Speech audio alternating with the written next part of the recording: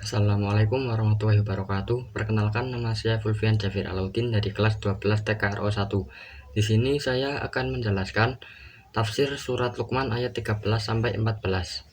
Surat Luqman adalah surat yang turun sebelum Nabi Muhammad SAW berhijrah ke Madinah. Semua ayat-ayatnya makiyah. Demikian pendapat mayoritas ulama dinamakan surat ini dengan Luqman dikarenakan surat itu mengandung berbagai wasiat dan nasihat yang disampaikan Luqman kepada anaknya. Luqman yang disebut surat ini adalah seorang tokoh yang diperselisihkan identitasnya. Surat Luqman ayat 13 sampai 14.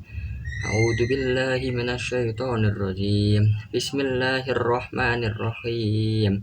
Wa idz qala Luqman li banihi wa huwa ya'iduhu ya bunayya la tusyrik billah innasyirka ladulmun 'adzim.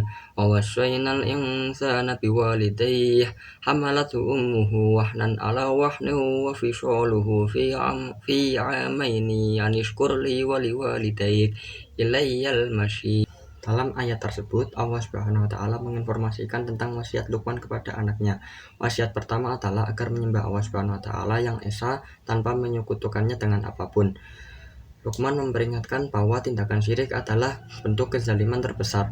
Al-Bukhari meriwayatkan dari Abdullah, dia berkata, ketika turun ayat orang-orang yang beriman dan tidak mencampurkan keimanan mereka dengan kezaliman, hal itu terasa amat berat bagi para sahabat Rasulullah dan bertanya, siapakah di antara kami yang tidak mencampur keimanannya dengan kezaliman?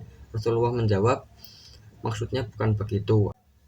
Apakah kalian tidak mendengar perkataan Luqman? Hai anakku, janganlah kamu menyekutukan Allah Subhanahu wa taala. Sesungguhnya syirik itu merupakan kezaliman yang besar. Hadis riwayat Muslim.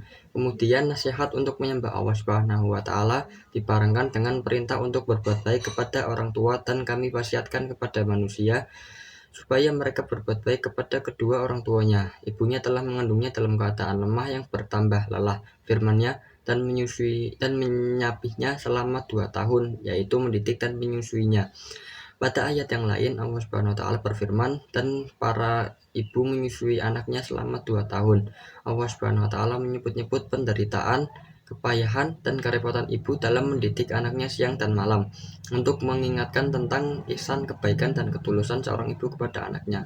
Oleh karena itu, Allah Subhanahu wa taala berfirman, bersyukurlah kepadaku dan kepada kedua orang tuamu.